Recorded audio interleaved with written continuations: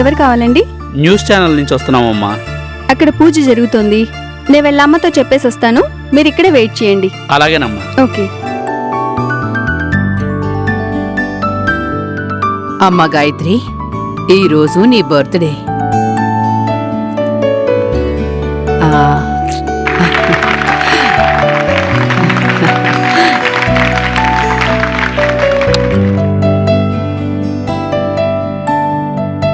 ఇది నీ బర్త్డేకి నా కానుకమ్మా. Happy birthday to you, happy birthday to you, happy birthday to Gayatri. అమ్మా, మీకోసం న్యూస్ ఛానల్ వాళ్ళు వచ్చారు. వస్తున్నాను, పద. సరేనమ్మా.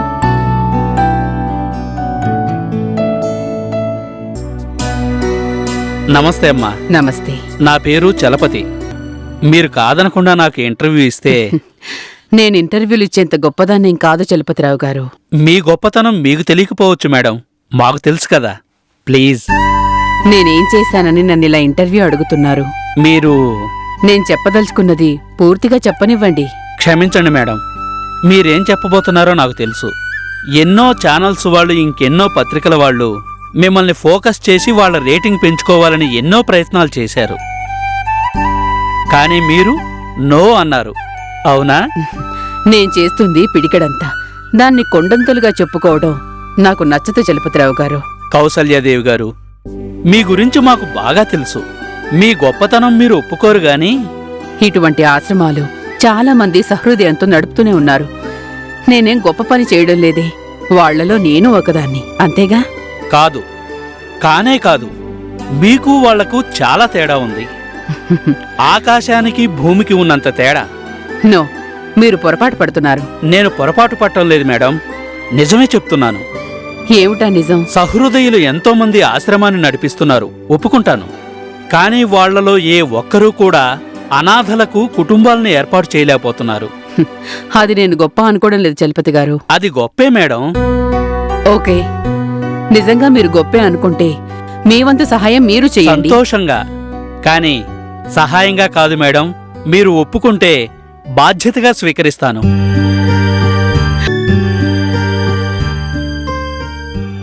వీళ్ళిద్దరూ నా కొడుకులు మేడం. పెద్దవాడు ఎంకామ్, రైల్వేలో మంచి పొజిషన్లో ఉన్నాడు.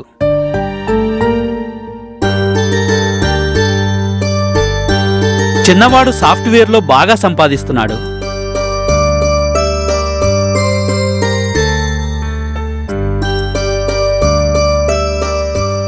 అలాగా? అవును మేడం.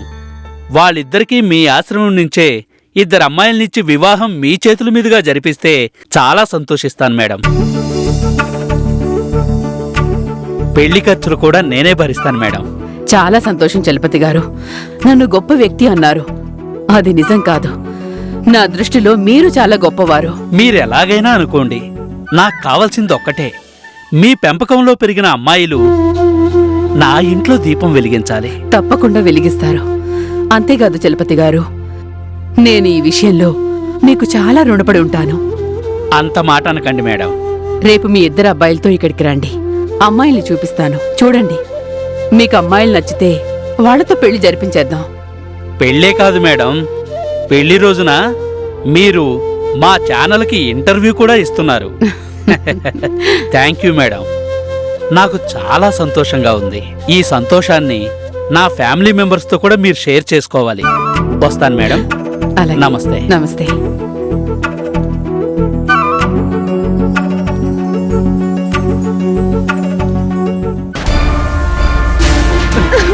అయ్యా అయ్యా, ఘోరం జరిగిపోయిందయ్యా, కాపాడండి అయ్యా.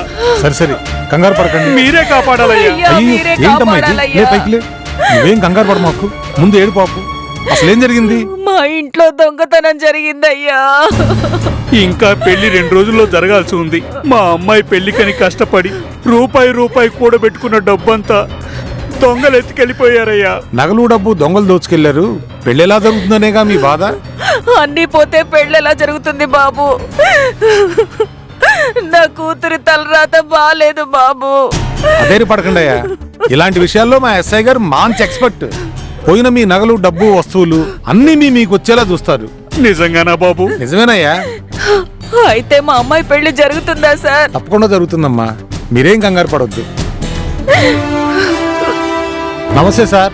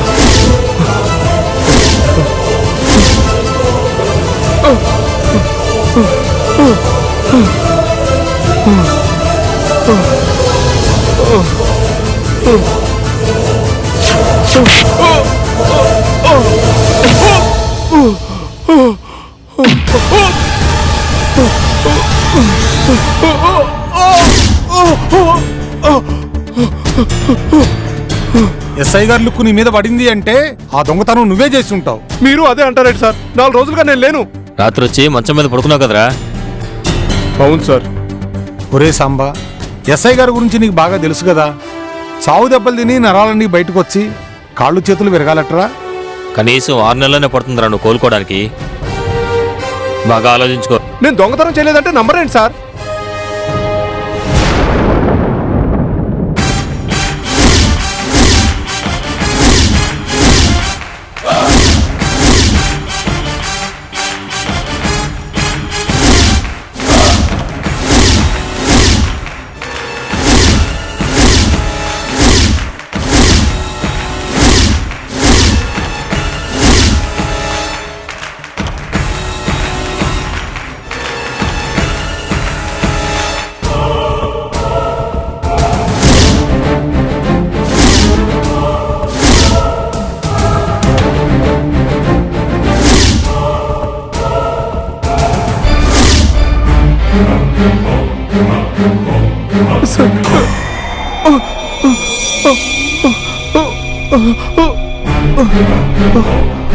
సాంబా, డబ్బున్న వాడిని దోచుకుంటే కేసు వచ్చినా నేను కళ్ళ చేసుకోను, చూసి చూడనట్టు వెళ్ళిపోతా.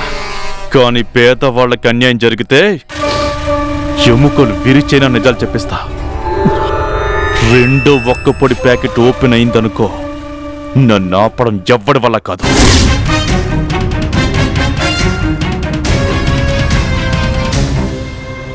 విన్నావుగా గోపాలంజీ, మీరెళ్ళి మీ పనులు చూసుకోండి. సాంబా, అయ్యగారి కోపం తెప్పించుకో. మీరు వెళ్ళండి జీ. వీడు మంచిగా చెప్తే వినే రకం కాదు. సరే సార్.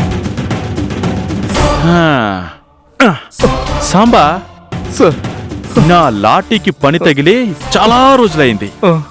పాపం బుజ్జిముండా ఇది పని లేదని బాగా బాధపడుతుంది. నిజం చెప్పు, లేకుంటే నా విశ్వరూపం చూడాల్సిందే.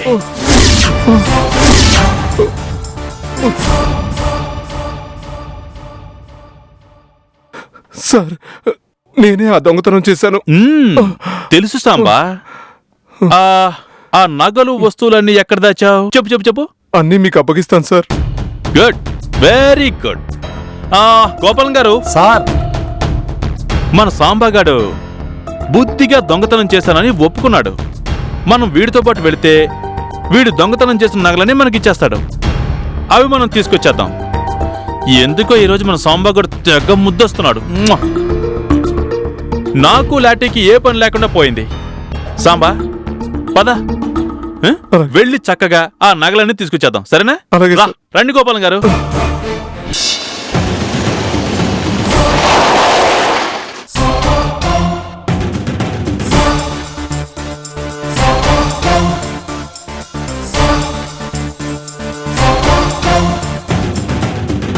ఎవరు లోపల? అయ్యా మీరే మా ఇంటికి వచ్చారా? లోపలికి రండి అయ్యా. వీడే మీ ఇంట్లో నగలు కాజేశాడు. క్షమించండి అయ్యా. అదేమండి, నగలు డబ్బులు కరెక్ట్గా ఉన్నాయో లేవో చూసుకోండి.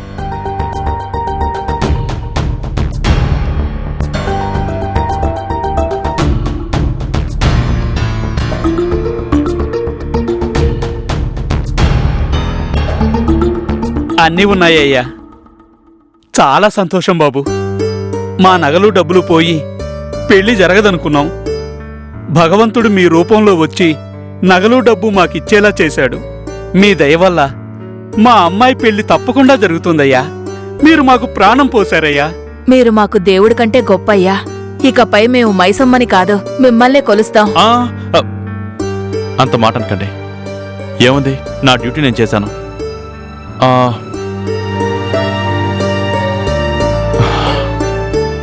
మీ అమ్మాయి పెళ్లికి ఇది నా కానుక.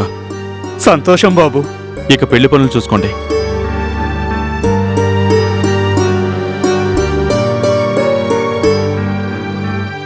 బాబు నువ్వు పిల్లా పాపలతో చల్లగా నూరేళ్లు ఉండాలయ్యా. సంతోషమయ్యా. సార్, ఆ, రూల్ ప్రకారం కేసు తీసుకొని ఎఫ్ఐఆర్ ఫైల్ చేసి త్రూ కోర్టు ద్వారానే సామాన్లు వాళ్ళకి ఇవ్వాలి కదా సార్. కానీ మీరు గోపాలంజీ, మీరంటున్నది 100% కరెక్ట్. కానీ ఈ డబ్బు నగలు వాళ్ళకి కోర్టు ద్వారా అందచేయాలంటే అందుకు చాలా టైం పడుతుంది. రేపు ఈ డబ్బు నగలు గనుక లేకపోతే వాళ్ళ ఇంట్లో పెళ్లి ఆగిపోతుంది కదా. అవును సార్. అందుకే సందర్భాన్ని బట్టి ఒక్కోసారి రూల్స్ పాటించడం కష్టమవుతుంది జీ. అందుకే మానవత్వంగా ఇలా చేయాల్సి వచ్చింది. కానీ సార్, అర్థమైంది గోపాలంజీ. పై లెవెల్లో తెలిస్తే పాయింట్అవుట్ చేస్తారనగా మీ సందేహం? అవును సార్. డోంట్ వరీ, నేను కన్విన్స్ చేస్తానుగా. Okay sir. సాంబా సార్, ఇకపై దొంగతనం అనే వృత్తికి గుడ్ బై చెప్పు. గౌరవంగా బ్రతకడానికి ప్రయత్నించావు. ఇదే నీకు లాస్ట్ వార్నింగ్. నీ మీద కేసు ఫైల్ చేయలేదు. వెళ్ళు. అలాగే సార్. సరే గోపాలంజీ, సార్. పదండి. పోరా.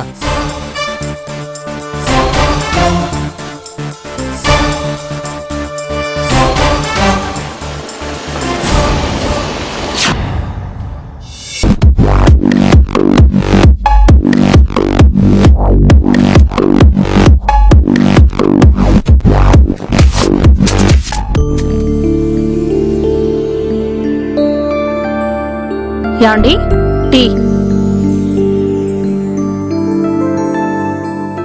శని ఆదివారాలు మీకు నాకు మాత్రమే సెలవు, పవిత్ర కాదు.